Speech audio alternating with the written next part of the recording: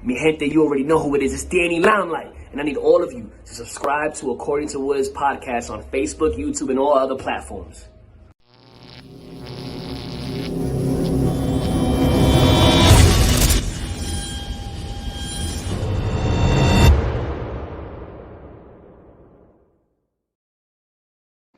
What's good, party people? This is According to Woods, and I have the honor and privilege of talking to a person, a fighter, that will be competing at Pisces Fight Night in a few short weeks. He's the one and only Deezo. Deezo, what's going on, my man?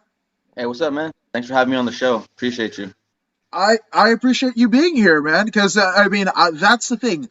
I like to think I know a lot about things, combat sports and fights and everything like that. Well, I didn't know about you first off, and then the fact that I didn't even know the promotion about the promotion that you are fighting for. So when those two things came together, where I didn't know, I was like, what can I know more? What can I know more? So we're gonna definitely get into it. So thank you for doing this. And Red Reaper Iron Empire out on YouTube says first. Yes, you are first. So. Hey, you shout to Red Reaper. That's my bro. Right on. Shout out to you, good sir. Thank you. And if you haven't already done so, go ahead and hit that subscribe button. But Deezo, obviously, we're going to talk about your path going into Pisces Fight Night in March. But let's take it back. You're in NorCal, right? So how does fighting come into your life? Fighting was introduced to me through my dad, actually. He would just, tell us all the stories that he had about his street fights that he had been a part of. Pretty much that's all he ever talked about every single day. And so it got to the point to where that's all I started to care about is fighting. So since I don't know, as far back as I can remember, I've always been obsessed with fighting. Yeah. That's incredible, and especially as you had your dad to kind of look upon, and because most people are trying to convince their parents, hey, mom, hey, dad, I can do this, and what have you. So you didn't have to do that with your dad. And it's funny because, there in certain circles, people kind of thumb their nose in backyard fighting and what have you, but here's the skinny. Look at Jorge Masvidal, right? He started out on the undercard of Kimbo Slice. Kimbo Slice was able to turn backyard fighting into a multi-million-dollar empire, right? And a litany of others, right? A documentary that won a ton of awards in dogfight with Dada 5000. And look here in California, there's not a whole lot of sanctioned fights opening up. There's been a couple of boxing fights, but those have been, the Top Rank, the Golden Boy, those promotions that people that aren't signed to those promotions, they're actually doing backyard fights again. That is the only way to fight. I know a couple of my friends that are jiu-jitsu practitioner that are getting into backyard fights. That's a thing. That since you mentioned backyard fighting, I'm actually where I got my start was in street beefs. You know what I'm saying? I'm not sure if you're familiar with street beefs. But I was at the first Street Beefs West Coast event. I was at the 2nd, 3rd, and 4th. And I'll be at the 6th, which is here on February 20th. Whoa, my goodness. And that in itself is, a couple weeks away. That's incredible. Yeah, me and pretty much all my bros from the Pisces fight card, we all come from Street Beefs West Coast. Now, how did you get affiliated with Street Beefs? Obviously, some of the videos have gone viral on every social media that there are. But how did you become aware of Street Beefs? Just as a fan initially, because I love fighting. So I watched Street Beefs on YouTube, and I just thought to myself, man, if they ever come to California, I'm signing up. So I joined the Facebook group. And then they made a post that they were having a Street Beefs West Coast event. So I signed up and I got selected. And I was actually the first fight from the first event. So it was pretty iconic. It was pretty dope. Yeah. Yeah. And that puts you in your young career, but that puts you in an echelon of being a pioneer because, again, you can't be the first twice, right? So the fact that you were the first, literally one of the first athletes on the first card on the first West Coast show. That's incredible. Yeah, yeah, it was tight. It was me and my boy Darkness. His name is Miguelito Marty. He's a pro fighter actually. He's an ex pro fighter, and so we kicked that off. That was lots of fun. Yes, and it's Red Reaper basically saying I made the group on Facebook for the West Coast. So Yeah. shout out. Oh, I'm sorry, man. Go ahead. No, I was like shout out to him. Yeah, I was gonna say the first West Coast event was actually at Red Reaper's house in his backyard. So he's like, a major key part of the reason why Street Beefs West Coast even exists.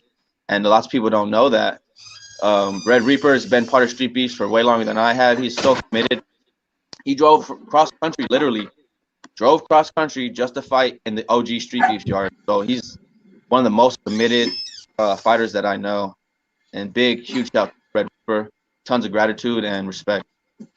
And not just, I mean, not just as a fighter himself, but also being able to extend the hand, the olive branch, to the next generation. Because again, the stories that are told, the lore that is told to you, gets lost if the sport, the venture doesn't fall through, right? You're going to be a legend of something nobody ever heard of. So he had the wherewithal to know, like, hey, for my legend to grow, I'm going to essentially raise the next group of people that are going to compete. And again, like, I've got people hitting me up all the time, so I'm gonna throw my hat and believe in them like most people believed in me, and then we're gonna get to it.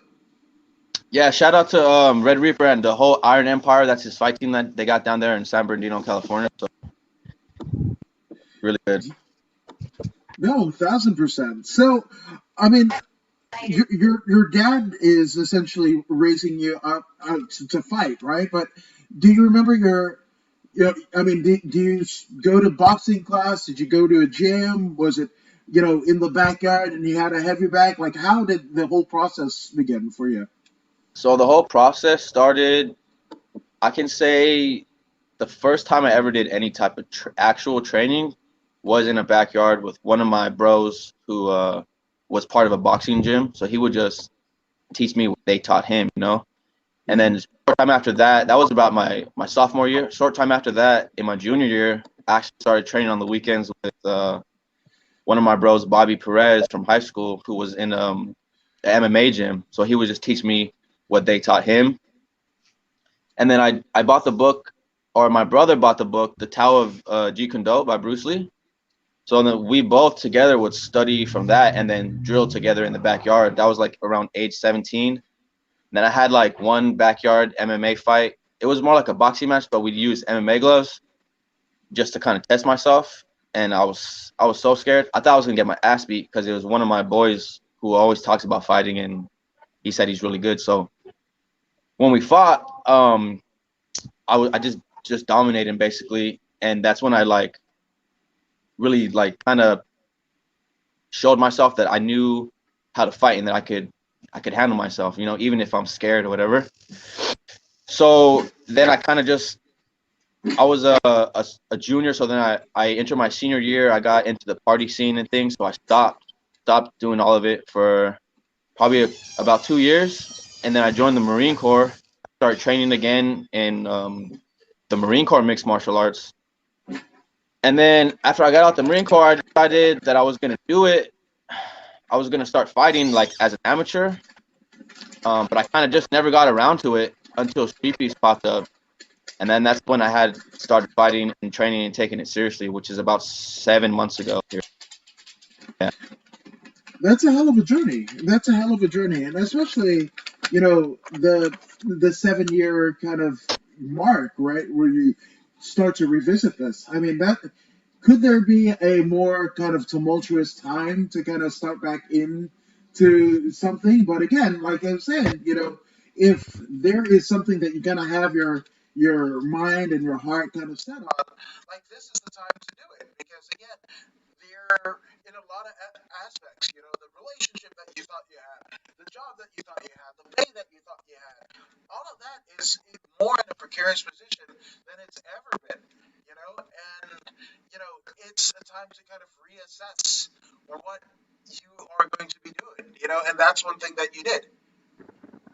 Yeah, once coronavirus hit and I got laid off from my job, um, I was like, all right, that's it. All bets are off. Now I have time. I have nothing but time, not by choice, but I'm not gonna let it waste. So I started. I was already working out regularly in the gym, so I was like, well, I'll just use my physique, my athleticism, and the knowledge that I have or whatever to really go for it. And my whole thought process was I don't want to be much older to where my body's broken down to where I can't do it and then regret it later.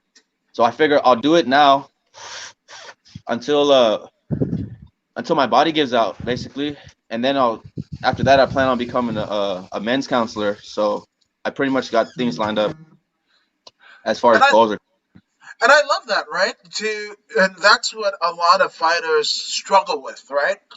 No matter how big the legend they are and whatever, to kind of, hang the gloves up, so to speak, and just to, kind of settle back into normal life, right? So, the fact that you have a purpose in mind and a goal in mind, of what you want to do, as well as what you essentially want to end up post fighting, that's incredible. Yeah, yeah, because I was always like opposed to going to counseling and therapy and those things, but during my stay in the Marine Corps, I had got into a little bit of trouble, so they kicked me out. Right? It's for I got kicked out for coming up positive for THC on the piss test. But before then, they sent me to counseling, or they gave me the option to go to counseling to deal with the drug problem. Right? It's just weed though, but so I did it. I did it so that I could stay in for longer. But while I was there, I decided to open up and like really try to get something out of the therapy and the counseling, and it really, really helped me a lot. So ever since then, um, that's what I wanted to do was be like a substance abuse counselor for men. That's incredible. And there's never enough like counselors, abuse counselors, because I mean, that's another thing that we're seeing. It's not just the coronavirus, but the effects of people's mental health, the kind of relapsing into things that they had swore they shunned away. But again, this situation is pretty much, I mean, it's unprecedented where everybody's dealing with something that they revisit and visit some of those old demons that they thought they had locked away. Yeah, myself included, for sure, 100%. And that's a very powerful thing to say, to be able to, know this. That's kind of part of the treatment and the therapy. Like, this is what I am, right? And to treat it like a disease, right? To begin to fight Right. cancer, begin to fight AIDS, and all of these horrible kind of conditions one, might go through. You have to admit that you have it. Because if you don't think you're going to have it and try to live your life normal or as normal as can, that doesn't work. And the same thing with somebody that is struggling with mental illness, chemical dependency issues and everything like that. You have to know that this is what I am. I am an addict, and now I have to begin treatment. Just like if you break your arm, you get put in a cast. It's a slow and steady pace. You can't just go after breaking your arm throwing baseballs around. Like that just doesn't happen. Yeah, I want to touch on something you said. It's slow and steady. I can't emphasize that enough because, well, at least for me, that rings true because I feel like at the beginning of the process, it was such a huge mountain to climb. It was very daunting and it was discouraging. But now that I've began the climb and I'm about, I don't know, 1/100th of the way up the mountain, I can look back and say, damn, like that's a far ass distance, even though Yeah. it took a bunch of tiny baby steps that seemed tedious, and they were tedious, and it was difficult, but it's worth it. It's worth the tediousness and the suffering, if you will, of killing that old version of yourself. Yeah, absolutely. And I love that you said it's 100th, ahead of the way, but it's 100th step in a right direction, right? And that almost reigns true with like one of my favorite sayings of all time, where you shoot for the moon, even if you fall short and you land amongst the stars. Because again, make your goals as big as grandeur as possible, as showy as possible, because by you making that goal, right, and training and working your way towards it, literally and figuratively, you're going to be a lot further off that if you set a teeny tiny baby goal and achieve that and then not know what to do with yourself, because again, you've achieved what you set out for yourself and now you got nowhere to go. Yeah, and as grand as the dream is, for me, I want to make sure that it's attainable. You know, like I don't want to like get my own hopes up and then fail because I'm going after something that's literally impossible. But then at the same time, it's like who's to say what's possible and what's not? You know, so I don't know. And another thing that kind of translates over to like getting back into shape as well. Like if I imagine my dream physique, if I can get half of the way there, then I'll be happy for the rest of my life, you know? So it's No, like what? aiming for the moon, but you land amongst the stars, like you talked about. And that translates over into so much. Absolutely, in all facets of life, not just in fight, right? Hmm? You know, so when you said you wanted to fight and compete as an amateur, or I mean, what was that entailed? Because I know at least in MMA, we've got the California state scene, the CAMO, the California Amateur Mixed Martial Arts Organization, highlighted by this very belt here, the California state title. That is pretty much the richest prize for an amateur mixed martial artist as you can get. Now, was it full on MMA? Because again, one thing that you had, especially during the military service, is you had a concept of grappling, right? That you could, you started out as a stand-up striking fighter, but then now you've got this grappling, and if not for the military and not to be able to kind of hone that in, like it would just go by the wayside, right? So was it, when you were talking about fighting amateur, was it like amateur MMA, or is it amateur on like the street fighting scene? Like what did that entail? Yes, yes. Amateur MMA was the end goal. And my goal or my strategy was because my stepmom, one of her buddies owns a promotion down there in the Bay Area. So she got us, yeah, he got us tickets one day to go check out the promotion and see an AMI show. So I was planning on connecting to him through her, but then COVID hit, and everything shut down. So then I was like, okay, I started thinking to myself, I'm still going to train.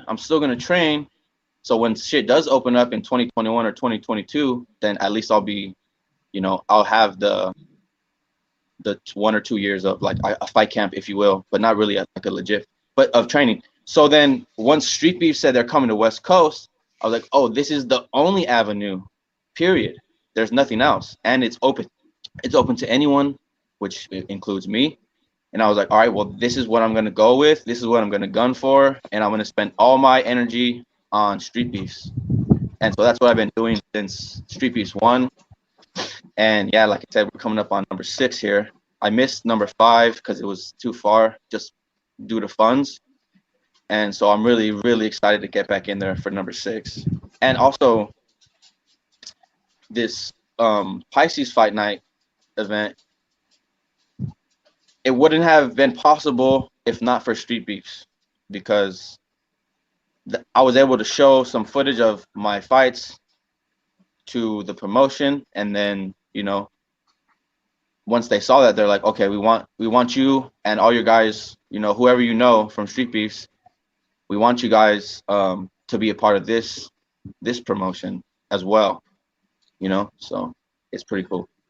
That is, and again, you don't know. We were kind of talking off air that you're a pretty strong, disciple of Gary Vee, and some of the principles, a lot of the principles that he expounds, right? And the importance of just putting yourself out there. That's half of the battle is putting yourself out there. Of course, you could be like, oh, like you said, my body isn't where I want it to be, or my skill set might not be where other people's are, and this and that and what have you. But again, if you don't start something, like you're bound to be left behind by everyone else, right? It's Right. almost like getting a job, right? Do you have experience? Well, I'm not going to have experience if you don't hire me, Hmm. right?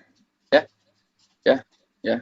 Yeah. And real quick, I want to give a shout out to my boy Josh Rain. He's a rapper out of San Jose, California. He's the one who introduced me to the fight promotion, Pisces Fight Night, which is owned by Andre Nicotina. So much love and gratitude to the homie Josh. Much love to the homie Andre Nicotina. And you guys are the greatest, So I'm really glad that that you're my boy, Josh.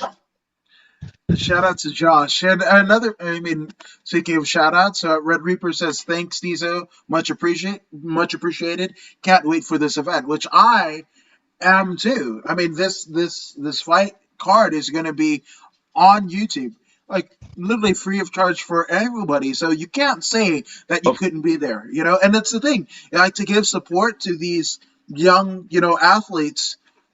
All you got to do is go on the YouTube deal, hit subscribe to Pisces Fight Night, and that's it. That's going to make sure that the promotion does well, that the fighters do well, and it should always be about that, right? This, you don't have to, like, let it go viral. Like, I want for the YouTube page to kind of blow up, because again, if they blow up, guess what? They're going to go ahead and do right by you guys as fighters. They're going to have more events for you guys to essentially apply your trade even more so. yep, yep, yep. It's all for the love of the sport, and I want everyone to shine. No, 100%. Which Yeah, I mean, so in terms of like what you know about the competition, right? I mean, obviously you spoke of street beefs. Now we're going into Pisces Fight Night, but I mean, we're on the throes, like literally the eve of Knucklemania, where BKFC, Bare Knuckle Fighting Championship, are going to put their biggest event that they've done in their couple years of existence, right? So, is it much like a bare knuckle format, or is it more kind of akin to, you know, the Kimbo Slice street fights that we're used to? well, I would say it's more of a bare knuckle format in terms of production quality, but as far as the the rules and things, it's more of a backyard type of setting, to where it's just two guys who, okay, you want to fight MMA, you want to fight kickboxing, what do you want to do? They both agree on the rules. Obviously, we have to follow the same rules that apply in California to all other amateurs and whatnot. But it's not like, okay, this is an MMA event or this is a kickboxing event. Right. Um, you know, so we have, as fighters, a lot of control on who we fight and what type of match we get and things like that. So it's pretty cool. Did I answer your question? No, absolutely. That is absolutely. So we're expecting a bigger production than than the old Kimbo Slice. Yeah, but in Right. terms of the action, we're probably going to see a lot of that, which is not too far fetched from BKFC. Yes, they compete in the square circle, but it's like knuckle up. And again, getting in the clinch could be deadly. Because you could just end up eating punches all damn day. Yeah, and all of our guys are trained. We're all trained. We all train on a daily basis. So it's not like, this. It's not backyard level skill at all. No, 100%. And Tetsuhiro Ire-san says, keep up the good work. Thank you for that. And he's like, what? They pay good? He's inquiring. They don't pay anything at all. Really? We don't get paid. We do this for the love of the sport. We do this because we can't go without it. No, and again, like I said, a lot of fighters, right? I mean, I've seen, jiu-jitsu practitioners. I've seen, heck, one of the, talk about street beefs, right? talk about one of the California referees and inspectors, Julio Arana. He's doing refing for this, right? Like, Yeah, you know, I know it's Shrek the ref. He's one of my yeah. good bros. Yeah. See, so He but again, he ref one. He ref my last fight. My last did fight was he? a boxing match. Yeah, versus the Oni. You can find it on YouTube. Deezo versus Oni. ONI. Wow. So again, so without the the pay, um, it makes it kind of, I don't want to say limited, but in terms of like making a career out of this, right? Would the like are you looking at this as maybe a potential step in the direction of MMA, or maybe taking a fight at BKFC? You know, it's funny that you mentioned that because not for not Pisces Fight Night, but with Street Beefs, there may be some opportunities in the future to go pro as far as BKFC. So that is definitely something I'm looking at. And but before then, I was looking at MMA. So I still want to fight MMA.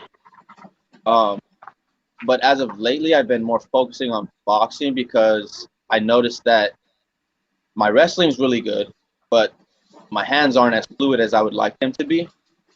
So now that I've been working on boxing for the last couple months, and then now they're saying that BKFC might be an option in the future, that's more likely the route that I'm going to be going towards is BKFC. That's amazing. That's amazing. And Tatsuhiro says, "Thank you for answering." Absolutely.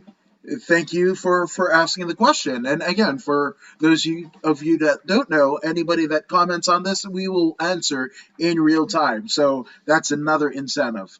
Now, in terms of like the pay structure thing, a lot of people will be aghast at this, but again, if you're an amateur fighter in California, right, you win a couple promotional titles, you win the vaunted California state title. Again, you're not getting paid as an amateur. It is, so it's not outside of the realm of possibility that as an amateur, as somebody that's cutting your teeth, you're incurring the damage, you're taking the hits, you're getting choked out and stuff like that for no money. I mean, and it's crazy because the promotions, right, will have like amazing a production around them and what have you, and still the fighters are not allowed, just the structure and the confines, they're not allowed to get paid, right? Much like the NCAA and what have you, right? And you're putting your guys and girls' body on the line for the thrill of the game. Yep, yep, yeah. That's it. You might win a pair of boxing gloves. You know what I'm saying? Some headphones or something cool like that. Some workout gear, but there's no pay. You know what I'm saying? There might be like reimbursement for gas or hotel, things like that, but it's not paid. Not Right. fighting. It's not paid for. Right. And but just to put it all into perspective, right? I mean, if you listen to, like, I was lucky enough to, be able to train a little bit with Herb Dean, great MMA referee. And when I said that, hey, I kind of wanted to be involved. I'm not a fighter, but I want to be involved. And he was just like, listen, there were times when I started reffing, when Big John McCarthy started reffing, where I mean, we paid our way, we set up the cage, we set up the chairs. We sometimes would essentially go ahead and ref the fight. The next fight, we're selling, hot dogs for the promoter, and Yeah. that was it. That's it. That's the humble beginnings. Now you see them now. John McCarthy should be in the MMA Hall of Fame for his reffing. When Herb decides to hang it up, he should be there as well, right? But these are Hall of Fame, like people whose names and faces that Mike Beltran, like all of these people, they started out when there wasn't a whole lot of money. And to be honest, even in the UFC, when Dana White is saying this is not a career, this is an opportunity, right? You can't even depend on them, the promotions, to make your money. Mm-hmm. Yeah, man.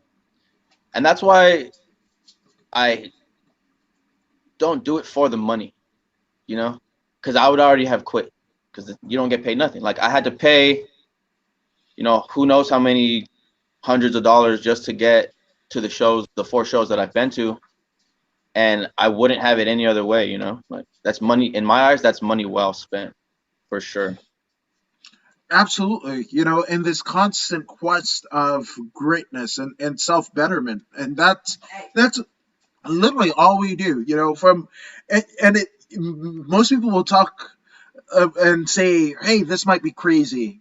You're spending money to essentially, get beat up or beat somebody up and what have you, right? But when you think about it, there are CEOs of Fortune 500 companies, billion-dollar companies, that they don't know what the next step is going to be. Right, the Harvard graduates and everything like that. They have that diploma, that degree, and everything that they were working so hard for, and they don't know what to do with it. Right. So this is something. No matter where we are in life, we kind of have to get our definition of success, because you can't wait on society's definition to kind of come to you. Sometimes you have to go for it. Yeah, I 100% agree. I've always been like that throughout life. Some people call me stubborn, hard-headed, and those things may be true, but at least I'm doing it my way. Yeah, and it's funny because everybody loves and will talk about Frank Sinatra. That song, "My Way," is essentially a lot of people's call to arms and everything. But I mean, that's pretty much he's saying "fuck you." Like Yeah. what you say, "fuck you." He's saying it in a nice way, but it's essentially "fuck you." I'm doing me. Yeah, and I'll never try to sell anybody. Oh, you're crazy. You do that shit for no money. Oh, damn, you're crazy. You spend your own money.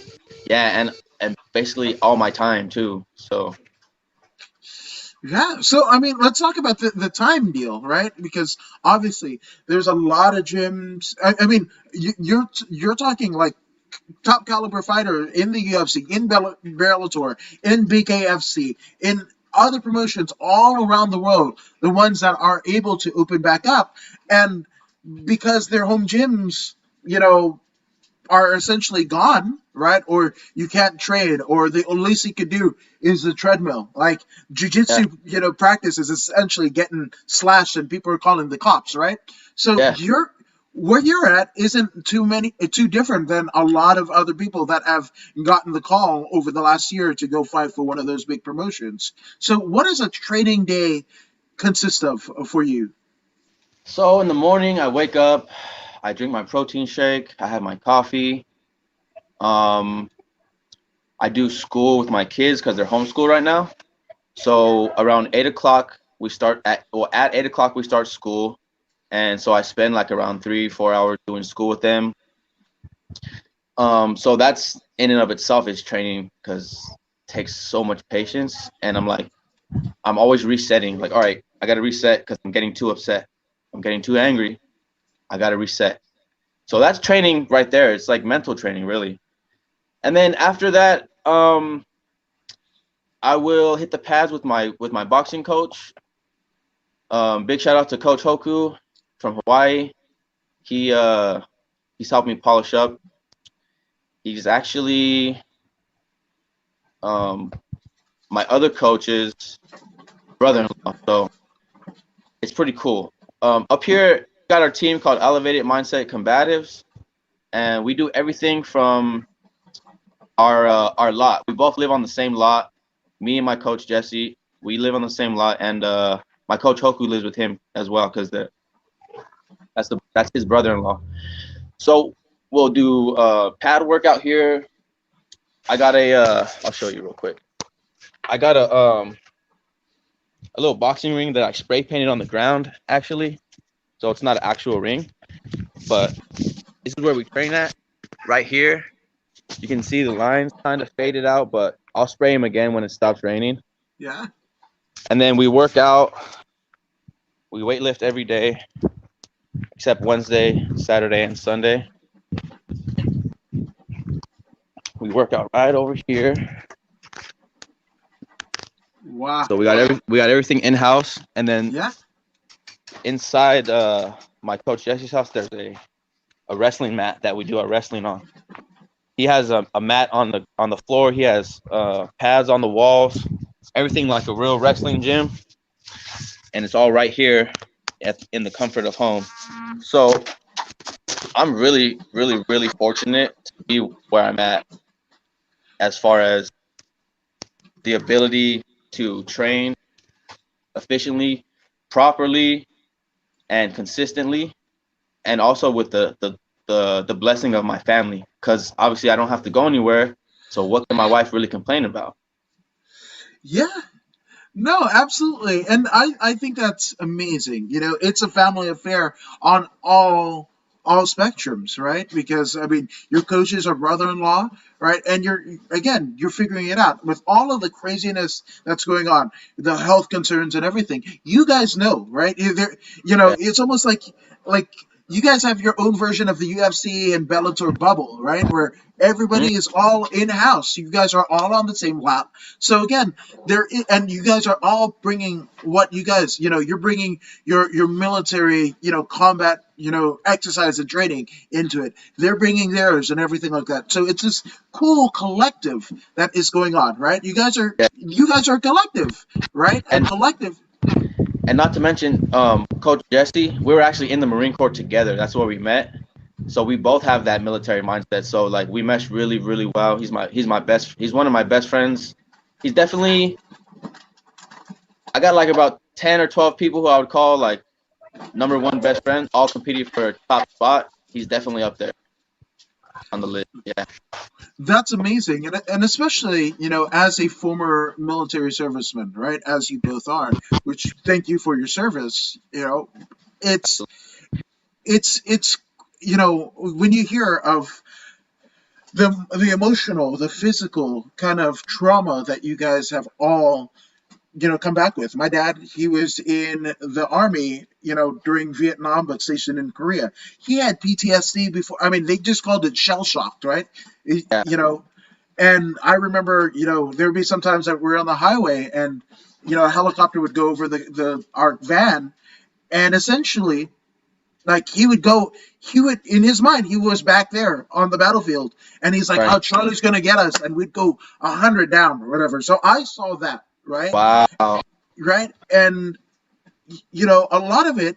Yes, there's like the VFWs where you can share stories, grab a drink or whatever, but like you really don't have that synergy, right? And Yeah. shout out because we've got Jesse here.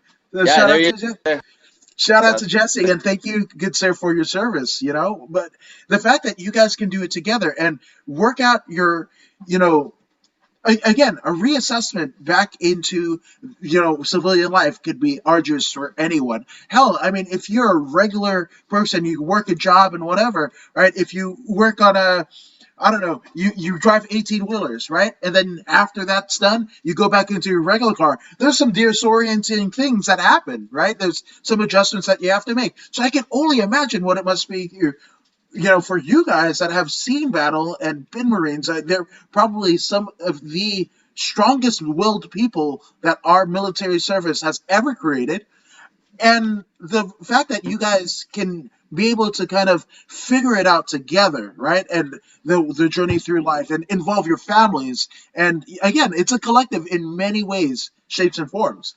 Yeah, and it's not just for fighting either. You know, we both share the same core values, beliefs, and practices as far as like religious concerns are concerned. So it's like we're meshing on all levels, and it's really I know this is where I'm supposed to be. There's nowhere else. Like it all meshed together so perfectly at the right time, at the right place. Like just all exactly on time and pretty much unplanned of how I got to be in the spot that I'm in. But looking back, I know that it was God's plan, you know? No, I mean, it has to be, right? There's something divine about how it can all work together, and especially as you're seeing, right? I mean, look, fighters, right? Some of the biggest fighters. I was there at the weigh-ins for Tito Chuck 3, right? Tito Ortiz versus Chuck Liddell 3. Those guys are literal legends. They paved the way for so many of us to be able, not just as fighters, but even me. The fact that I'm able to do this, the reason why a sport exists for me to talk about is because, in large part, to those two guys, right? And the fact that they had to fight again. They couldn't transition out well, right? Now, obviously, doing, uh, Tito's doing what Tito does in Huntington Beach, right? And then Chuck kind of just faded into the ether, right? And he shouldn't have really been. I mean, he wasn't prepared to take on what he was taking on, right? So it's so imperative for you to be able to transition back seamlessly. And it's not going to be a seamless transition, but again, to be able to kind of work at it like everything, right? Like how we were speaking earlier about if you've got a mental issue, if you've got chemical dependency issues, any type of issues, your battle against the bulge, trying to get in fit, trying to eat right, all of these things all together. So for Yeah. you and Jesse to have that in each other, and it's not just you and Jesse having it in each other, it extends into his brother-in-law, it extends to your family, Jesse's family, the brother-in-law's family, and all of you guys can be able to talk about it. And again, you guys are doing for each other what the very military that you went to go fight for aren't doing for you, right? And Mhm. I wish there was more military service women and men that were doing what you guys have. You guys essentially captured lightning in a bottle. I feel like you know how important this is. Yes, absolutely, absolutely. Yeah, there's nothing more important than for me an accountability partner because I'm not a good accountability partner for myself at all, at all. And Jesse is not, on my ass like that, but he's the only one who keeps me accountable as far as nutrition, exercise, training, and him and Coach Hoku, they're my coaches. That's not not only their title and their duty, but they do it because they love me. You know what I'm saying? And I keep them accountable in whichever ways that I can as well, and it's because I love them too. So I think that that's been the biggest help. Definitely is the family support. How you spoke about the family support, the accountability, um, just the convenience of having the whole team live on the same lot. I call it the compound. You know what I'm saying? Because it is like a compound essentially. So I mean, I don't know, man. I just feel like I'm in a really fortunate spot, a really really fortunate spot right now, and I feel extremely blessed. You are absolutely there, my man, and I'm so thankful because there's a lot of folks that aren't, and this is not just the military. This is not whatever. Just in their lives, they don't have that cohesion, that synergy, and I love the fact that it's not just you kind of taking from the well. Everybody has something to contribute. Everybody has something to take away from it, and the fact that you guys get to forge this path together, leading into Pisces Fight, it's incredible. And even through your own vocations, you've been able to bring in people from street beef. You're able, you're to bring your community out to other people to bring them into your community. Yeah, it's all about coming together to be stronger, and you know what I'm saying. Give everybody a chance to shine. That's what I'm all about. That's incredible. That's incredible. I like to think so too. I like to think so too. But again, it's talking to people such as yourself. That I mean, how could you not be inspired? How could you not be motivated to do whatever the next phase of life can be when you see it all around you? Some of that magic dust has to kind of sprinkle on you. By osmosis, if nothing else. Yeah, because my peers as a child from like age 12 and on, they're doing great things. Like how I mentioned my boy Josh Rain, he's doing great things. Like he makes good music, you know what I'm saying? And I look at that and I'm like, man, that's an inspiration for me because we come from the same place, you know what I'm saying? kind of grew up together, and like I know him, you know, so like there's no excuse for me not to do what I'm meant to be doing because he's doing it, you know what I'm saying? And if he could do it, that inspires me to do it. And I know that since I started fighting, I've inspired lots of people to not to fight, right? But maybe I have, but to kind of go for it, you know, kind of just go for it in a sense. No, no, 100%. And it's funny how that happens, right? I mean, I grew up in Inglewood, right? And at that time, it wasn't the best place, to kind of be in. The euphemism of Inglewood always up to no good, right? That is kind of what people know. When you say you're from Inglewood, California, that's it. Inglewood always up to no good. And I absolutely, you know, like I absolutely detest that because again, there have been so many good people that have come from Inglewood. In my graduating class, there's there's doctors, there's lawyers, there's heck, Lawrence Jackson who played in the NFL. D Smoke was in my graduating class, right? Like that happened, right? And the whole Ferris family, all of his brothers are musical. Their mom was a singer and what have you, and it's kind of manifested in this. But I mean, when he was playing small clubs and everything like that, like now he's getting the critical acclaim, but it's just like you kind of see I don't even want to call it like grind or hustle because it's not that, because it's hard work, it's dedication. Because like saying Yeah. you grind and you hustle and everything like that, when I was growing up, that was like the pimps, the drug dealers and everything like that. I'm not doing that, right? I'm trying to forge a path that I could be proud that I can say that I do for people, right? And they can Right. do for people, That, and that's a whole different deal. And it's kind of cool, right? Because it's a paradox, right? You're fighting, but you're fighting for your own self-worth, your own understanding mhm. of the world. Like that's Yeah. it, and that's what you're going to pass on to your kids. Yeah, exactly. Like, and it's already passed on too, because like um, my oldest son Jacob, he's 10. He's been doing wrestling since he was like 4. He was a part of the AKA wrestling team right there with Daniel Cormier. Yes. So he was exposed at a very young age, and he still loves to wrestle. He still loves to fight. My other son Devin and my middle son Aaron, they're into taekwondo and boxing. So they're all like they're all about it. So I'm excited about that because I know that I've done my job. At least if I die tomorrow, planted that seed, you know. And I know that that's one of the things that I'm most grateful from my dad, because even though he's not the best father ever, he planted a lot of good seeds in me when I was young. And even though I didn't realize it growing up, I realize it now, you know. So And again, that's what life is, right? You look at no further than it was one of the Gracies, right? Or it might even been like John Jacques Machado when he was on Rogan, right? On Joe Rogan's podcast, like way back. But it was just like, Joe, I've probably forgotten a lot of the moves or whatever, that I've learned, right? Because that's the thing. It's like you, that's what you do. You take what you can of the good aspects of what you can use, and then you might discard it. And then sometimes you want to revisit that. You when people who are artists, right, that are in bands or recording artists, right, when they pass away, they're like, oh my gosh, is there a vault?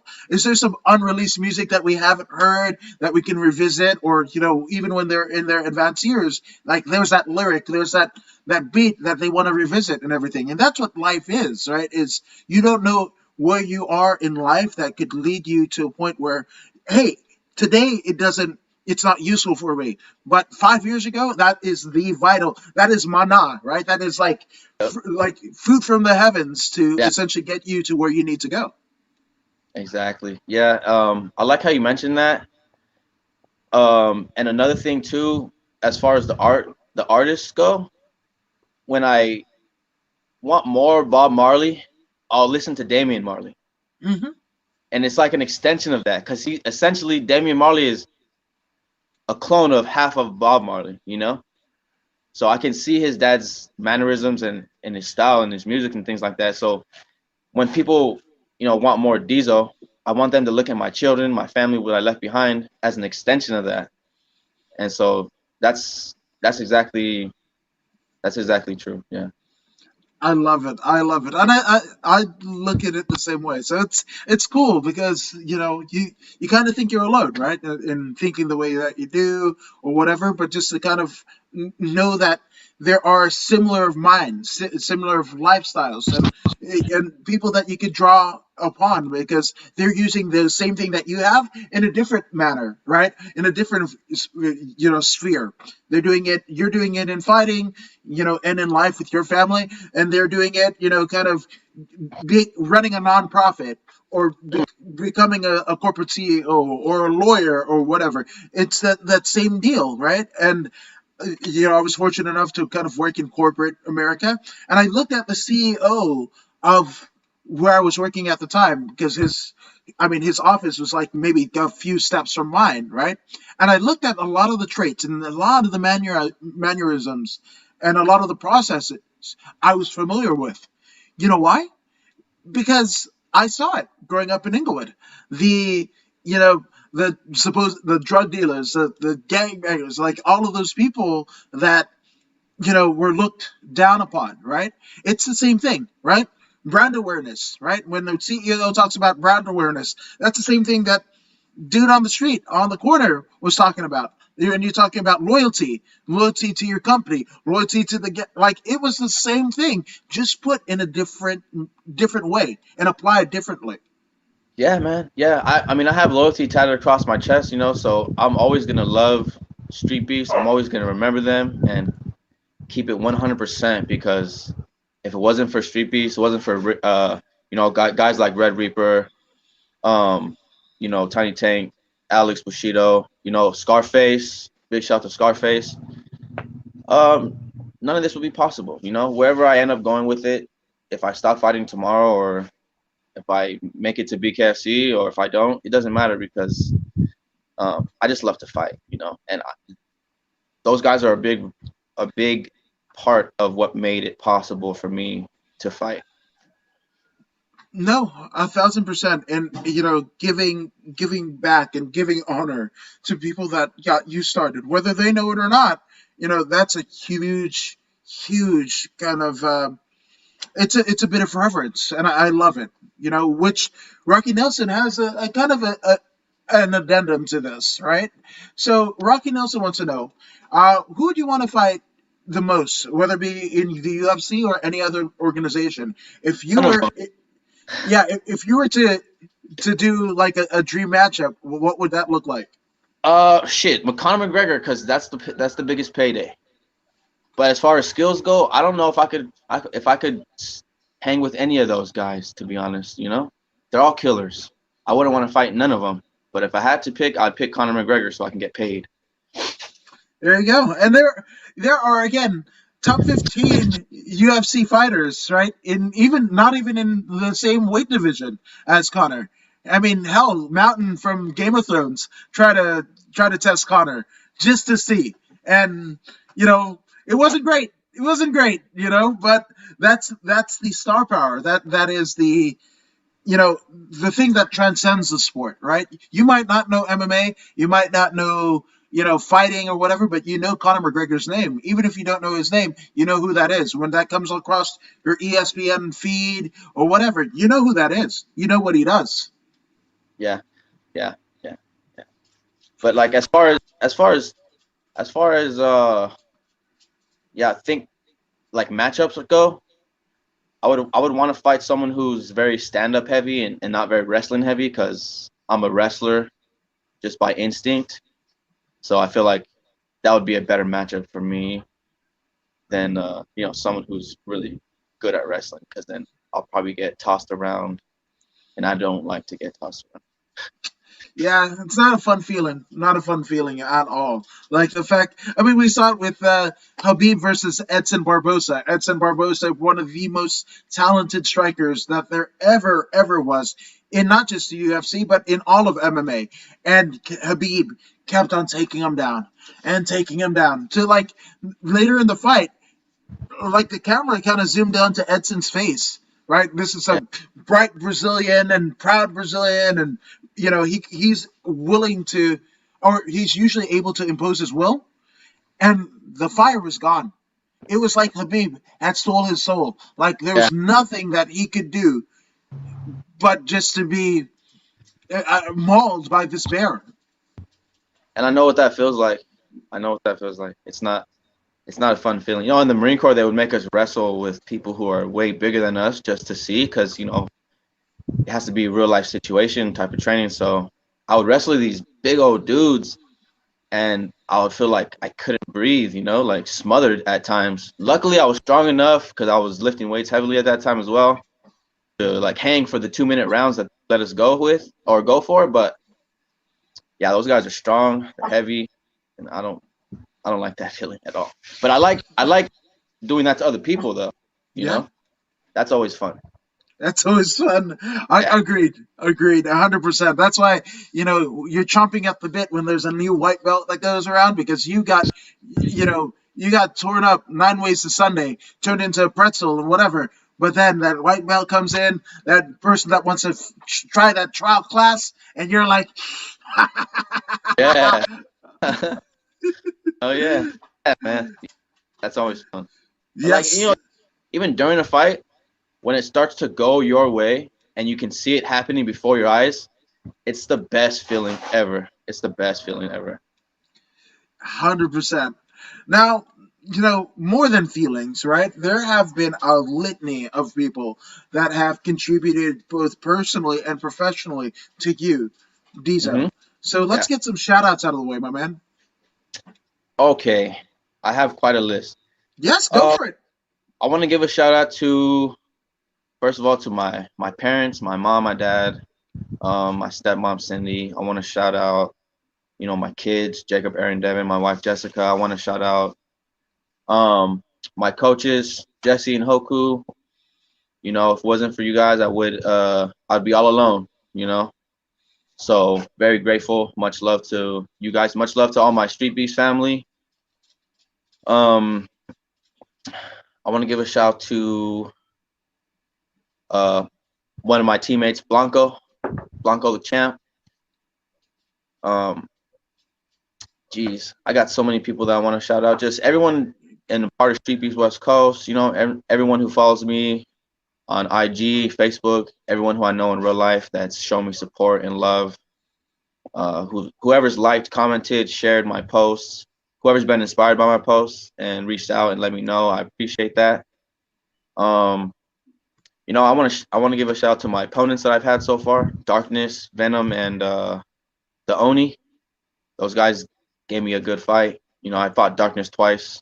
Big shout out to Darkness. And my next opponent, Sketchy, Alex Marquez. He's pretty good.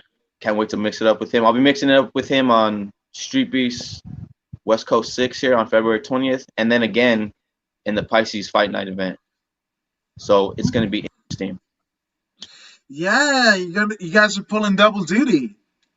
Yeah. We were thinking about sitting out this one, but there's no way I can sit out Street Beast event that's in Cali. There's no way. I gotta go. Street Beast above everything else, really. Yeah. Absolutely. Now, Jesse actually chimed in. And what is that? ATTMP. MH. All praise to the Most High, because without the Most High, none of this would be possible. He's in control, and all praise to the Most High. A I thousand like times. it. A thousand times. I like it, my man. Again, I appreciate you for doing this here. Good, nothing but good skill goes out to you and the athletes there at both Street Meets as well as Pisces Fight Night. And for those who haven't already done so, where can they find you on social media, my man? On Instagram, I'm Lil Deezo 408, just like my name tags here on the screen. And you can also find me at Elevated Mindset Combatives at on Instagram as well. That's the Fight Team Instagram, and that's it for now. Yeah, that's it for now. As far as Hell yeah. Right on, my man. Again, thank you for joining us here at According to Woods. And for you guys, thank you for joining us here at According to Woods. And if you haven't already done so, go ahead and like, share, and subscribe to the According to Woods podcast on Facebook, YouTube, and Twitch. And, come on. Deezo, you're subscribed, right? yeah, of course. Hell yes. Share, like, and I want to. I'm excited to see, some of your future shows, because I know a lot of the guys that are on the Pisces Fight Night, they want to get on the show too. They already let me. They've been hitting me up while we've been on the live right now, like, yo, I'm watching you on the live right now. Get me on the show. All right then. Let's do this, folks. You heard it here first. We're going to get some of the stars and luminaries from Pisces Fight and Street Beefs West Coast right here on According to Woods. That is a promise. So you can take that to the bank and cash that shit. But again, be like me, be like Deezo, be like other people that are going to be on this very podcast. Go ahead and like, share, and subscribe. But don't just take it from us. Here's Professor Zeta Zang. Hey, this is Zeta Zang. Make sure you subscribe